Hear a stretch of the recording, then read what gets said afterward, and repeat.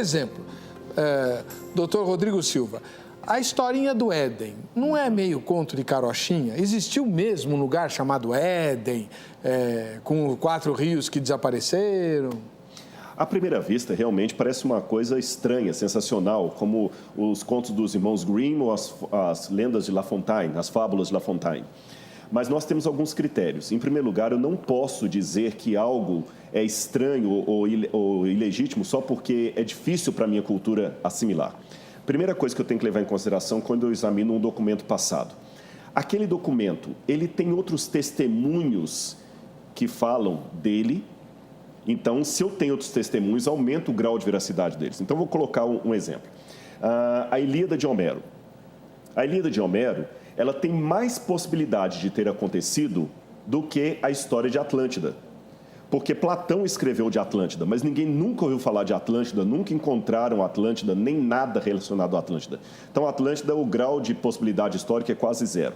A Ilíada de Homero já tem um grau de possibilidade maior. Por quê? Porque Heinrich Schliemann, escavando na Turquia, encontrou a cidade de Troia, que menciona na Ilíada de Homero. Então, o grau de chance da Ilíada de Homero em relação ao conto de Atlântida é maior. Porém, a vida dos 12 Césares de Suetônio tem um grau de confiabilidade maior, porque ali eu encontro não apenas Roma, mas personagens mencionados nos livros romanos, ou seja, os imperadores. Então, o grau de confiança histórica é maior. Você percebeu? Eu vi desde de um elemento histórico que eu não tenho nada, algo que eu tenho pelo menos a cidade, e algo que eu tenho a cidade e os personagens. Certo. Vamos pegar agora a Bíblia, o livro do Gênesis. Eu tenho testemunhos fora do Gênesis a respeito do Éden? Claro que eu tenho.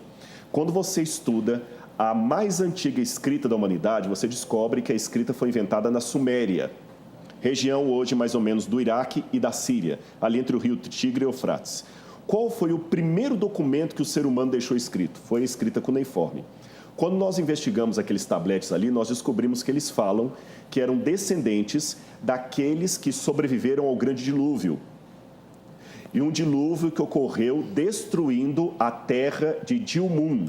Dilmun, em acadiano, significa, em sumeriano, melhor dizendo, significa a terra que fica no Oriente.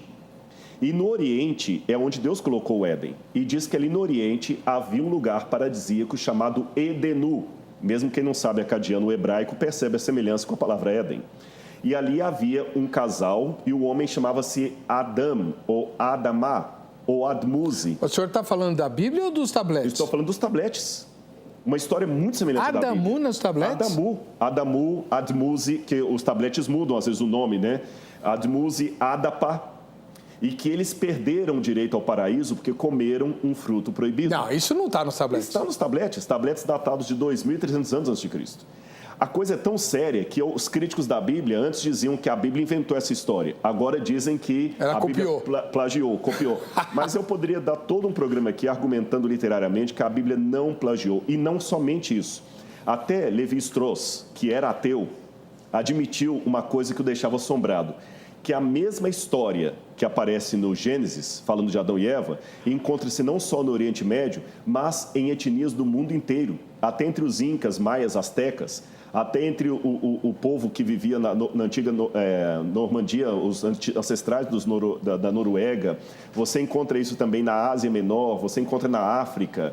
Em vários povos você encontra a mesma história, com os elementos ali centrais. O que dá a entender que houve realmente algo ali que se tornou berço cultural de toda a humanidade.